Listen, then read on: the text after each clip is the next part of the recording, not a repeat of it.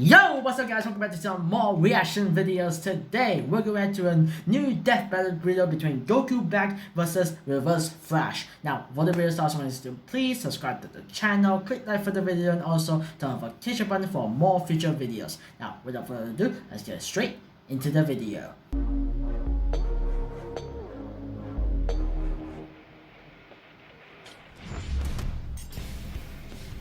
Goku Black, the body-stealing arbiter of divine justice. And the Reverse Flash, DC's psychopathic speedster fanboy. They say imitation is the sincerest form of flattery. But I'd say the sincerest form of flattery is not trying to kill your superhero husbando. He's Wiz and I'm Boomstick. And it's our job to analyze their weapons, armor, and skills to find out who would win a death battle. What consumes the thoughts of a god? What do immortals dream of with all the time in the world? In Zamasu's case, his one goal was divine justice. Yeah, this guy's got major Final Fantasy big bad energy all over him. As the assistant to Universe 10's Supreme Kai, Zamasu prized, above all else, cosmic order and natural beauty. Ooh, that reminds me. Did you know I can burp and fart at the same time? Here, let me try. Unsurprisingly, Zamasu despised the inherently chaotic nature of mortals, being seemingly unwilling to lift themselves out of their own cycle of violence and stupidity, like some people I know. Yeah, I know those people too. His heart was clouded. Until the day he met Son Goku. With God Ki, Goku could match blows with the god of destruction, Beerus. Their clash nearly destroyed the entirety of Universe 7, a cosmological structure at least 9 times larger than our own universe. Damn. At most, it could even be as large as 13 times greater than ours.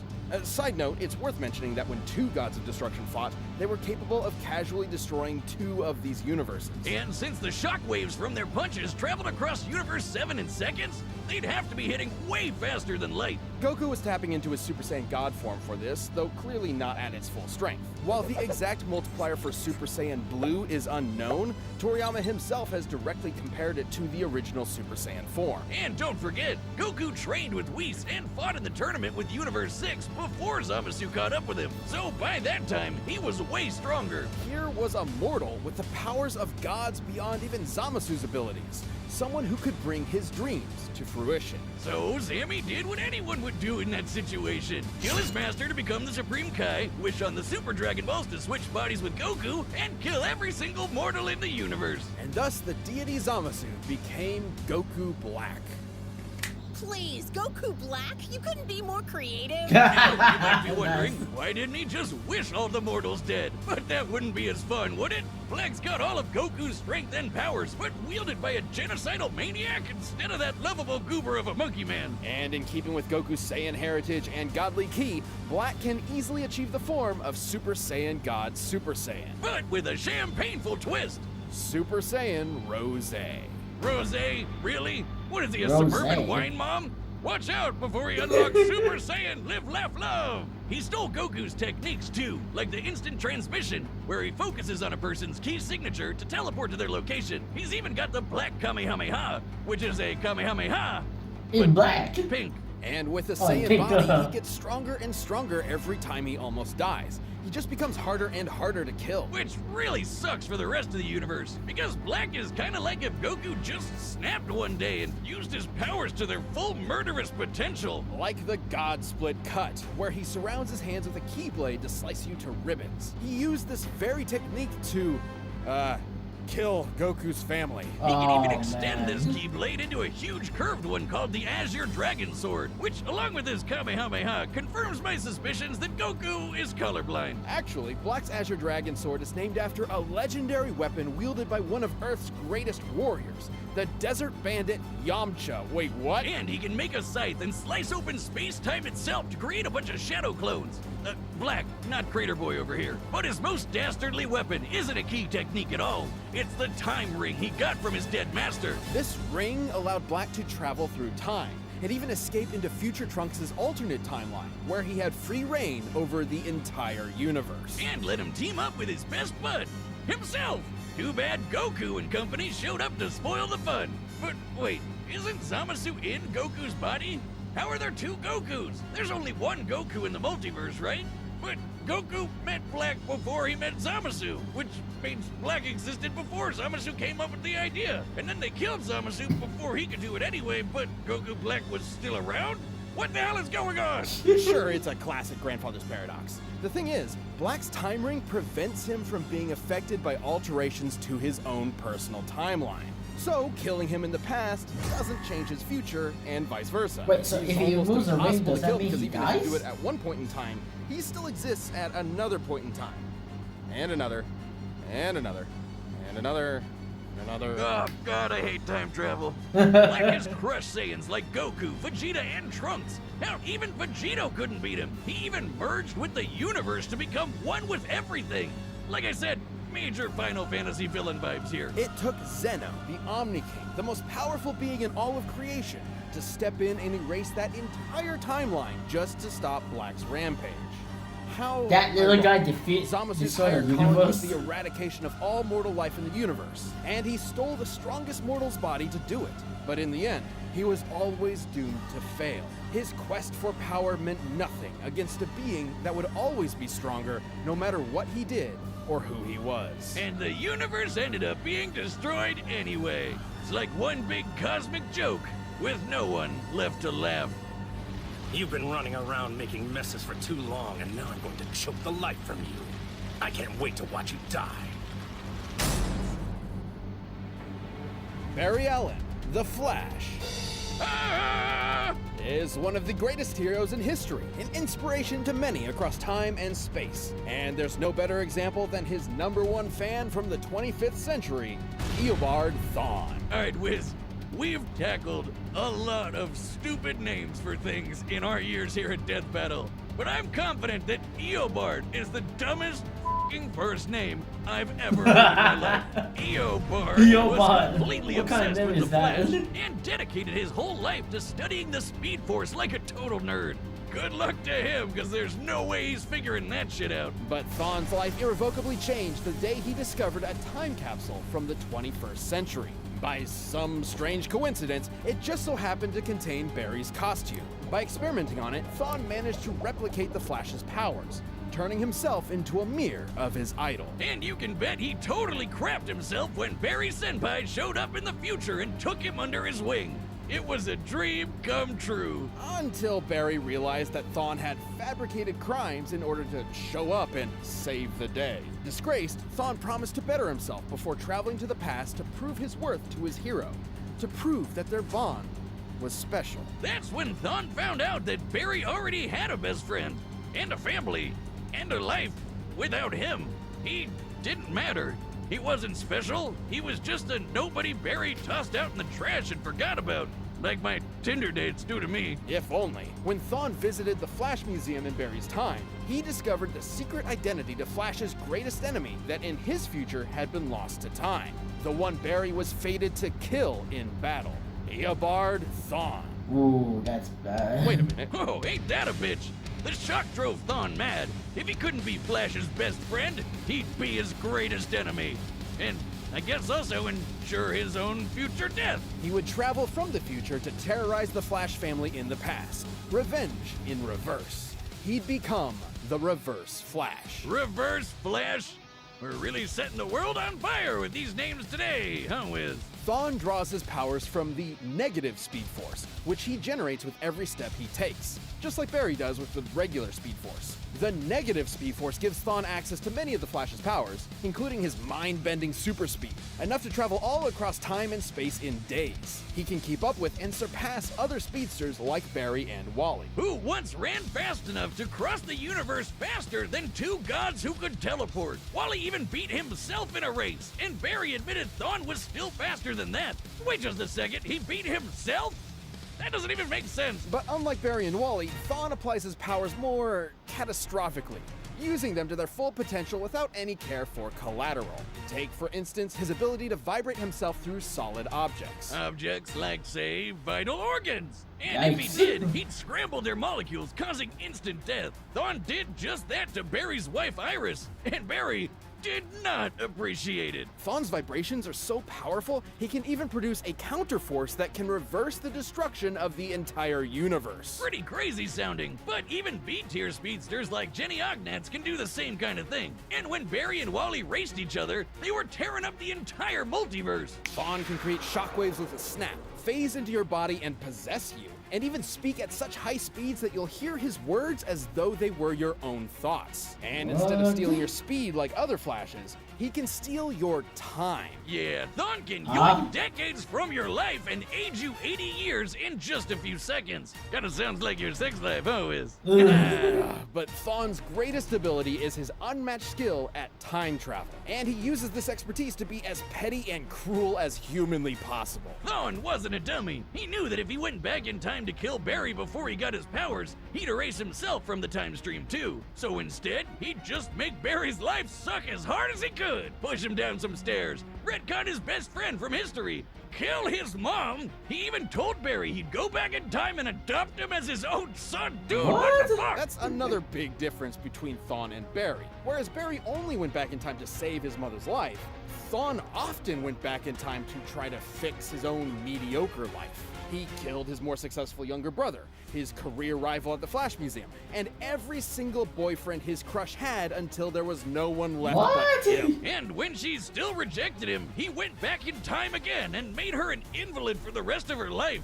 Jesus Christ! Dude, This what's guy's his a monster. problem? But wait, Wiz, that's impossible. Grandpappy Paradox or whatever. If he went back in time to kill someone, they'd be dead in the future, which means... Which means he'd never know them and want to go back in time in the first place, right? Wiz, maybe time is a construct with no legitimate unit of measurement other than the meager attempts man has made to understand the incomprehensible world around him. Well, actually, Thon was just inside the time stream when Barry initiated Flashpoint, which rewrote the universe while Thon was technically disconnected from it. So, Thon essentially broke. Literally, figuratively, mentally, physically, temporally. Or maybe he just hated Barry so much it defied the laws of time itself. It's mostly, so More mostly specifically, he actions became based a on living Rachel. paradox, That's all a being I without a think about. past or future, literally without continuity. Not only did this mean he'd be unaffected by changes to his past, it made him effectively immortal. Stabbed in the chest by evil Batman, vaporized by Iris in some sweet, sweet payback, or getting Dr. Manhattaned by the big blue god dong himself. Thon was always reborn, unable to stay dead. But more than anything, it made him immune from consequences. Unlike Barry, whose changes to time could destroy all of reality, Thon could do whatever he wanted. He was impossible to stop, with no reason to hold back. He's survived a hit from Barry while he had the entire Speed Force absorbed into him, and even Wally's infinite mass punch, which has the mass of a white dwarf star. A white dwarf is essentially the remains of a star's ultra-dense core, which has a mass of over 2 octillion tons. What? And he took one of those to the noggin and just took a nap. Man, he must really hate Barry if a sun to the face can't take him down. But he doesn't hate Barry. All of his schemes, all of his machinations, all of his insane timeline-shattering threats, all of it was because it was the only way he could think of to spend time with Huh? his hero. All that just to spend really time to sad. his His idol? costume says it all. That's so He never stupid. intended to be the Reverse Flash. He wanted to be the Kid Flash. All Thon ever really desired was to be by Barry's side. In the end, though, goody little Two Shoes Barry forgave him, and then vibrated away his living paradox powers, erasing him from existence. Though not entirely. Barry didn't kill Thon. He reset his timeline, removing the one thing driving his hatred, his relationship with Barry. Without that, Thon was a normal, happy Flash fan once again. It's comics, Wiz. He'll be back. And when he Yeah. does, there'll be no running. He'll always be faster. He'll always catch you. And time is always on his side. Still think you can take me? Even death can't catch me. All right, the combatants are set. We've run the Okay, data so through all from- possibility. For this match, I think I'm going to prefer for Black Goku lah. He's more badass than Reverse Flash. Reverse Flash, I think like he has some skills, but then like Black Goku is a Saiyan. Okay, there's no way that Reverse Flash can be a Saiyan. Okay, let's see how it goes. It was me, Barry. I was the one who...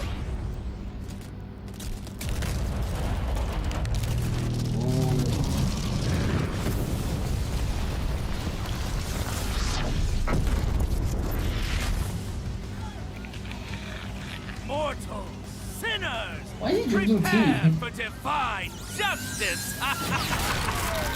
Damn.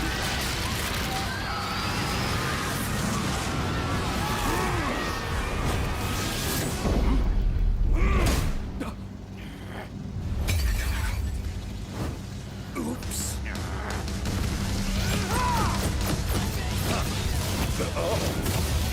Excuse me, sir. I'm in need of your services. What? Oh my god, are you serious?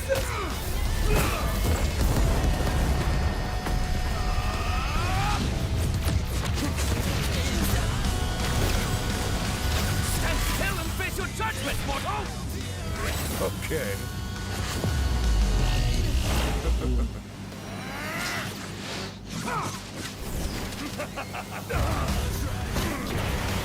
What do you think Oh of this boy. color? Is it not beautiful? Ooh. He pushed him through the Earth's core and the moon and pushed him back up. Oh wow.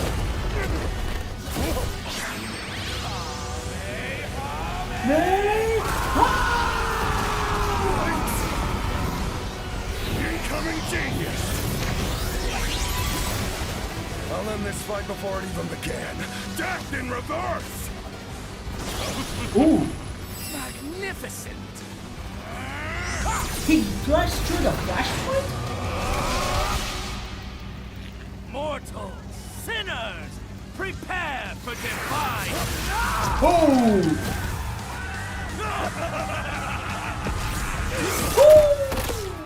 Why Aren't you dead? Both of them can die between times.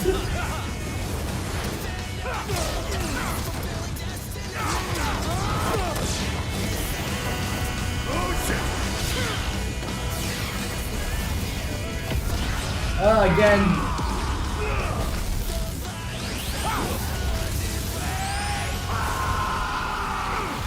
There's just a non-stop killing each other and just be right back.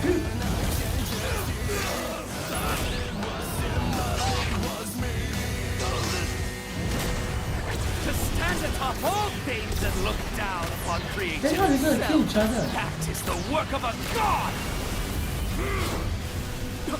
Empty threats to a living Whoa. paradox. How truly foolish. Oh, sorry. The ring! That important.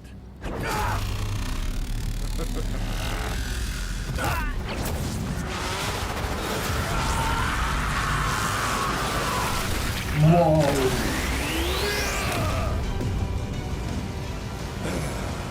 How fun.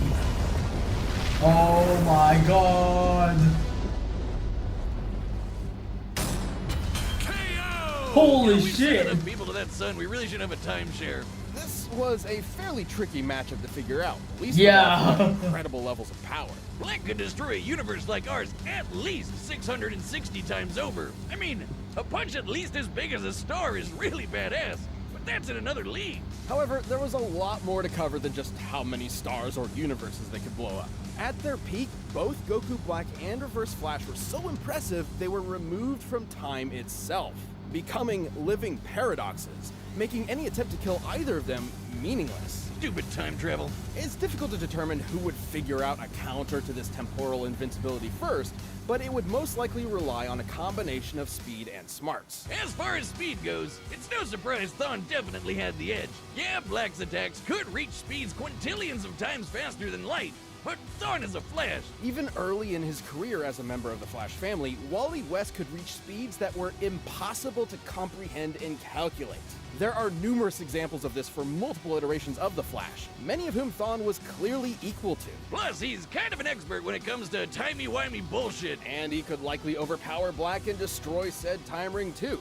I After knew all, that ring's gonna Thawne be once important. generated enough energy to counter that was the taken destruction out, of then the he could entire die. DC universe, which is stated in comics to be at least 100 trillion light years in diameter. That's over 1 billion times larger than our own universe. and over 70 million times larger than Dragon Ball's Universe 7. It's sort of impossible to lock down the exact limits of Goku Black's upper strength without getting into lots of assumptions and guesswork. He's obviously stronger than Goku was when he clashed with Beerus, but even being super generous with training and power boosts and multipliers, the gap here is way too wide to be able to just assume Goku Black could match this level of power. The DC universe is just too big. And remember, Barry and Wally's race almost ripped apart the entire DC multiverse. It's also important to stress that Goku Black is not Goku.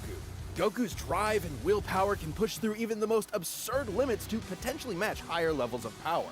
Zamasu took Goku's body because he's more than willing to take shortcuts. It's an entirely different mindset. Yeah, and once he took care of that time ring, Reverse Flash had a lot more options than just overpowering Black. With that super speed, he could pretty easily scramble Black's insides or age him to death with a touch. Zamasu may have been a deity even without the time ring, but Goku's body is mortal with a limited range of age. Might have really screwed yourself with that one, huh, Zamzam? Goku Black was a nightmarish foe, but Thon's experience with time travel, ridiculous levels of hacks, and frankly impossible speed gave him the means to take the win. This fight was definitely not sunderwhelming.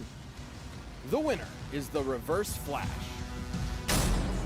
Okay, so yeah, that happened. Legit, I thought Goku Black might actually won it, but apparently, like, I actually knew because like without the it says there that with even with the ring, he's actually like he can't die. Even though you go back in time, he won't die. But then like without the ring, he's like vulnerable now. You can actually kill him now. Whereas Reverse Flash, he's apparently like you can't kill him even though like you go back in time or go to the future, all that stuff, he won't die. Legit, I actually knew it. I actually vote for him. Damn it.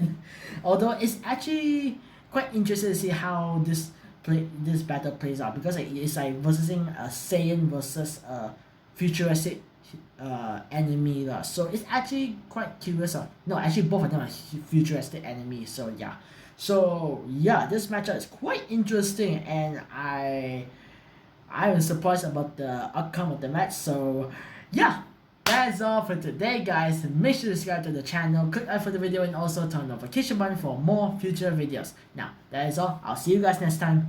Take care and peace.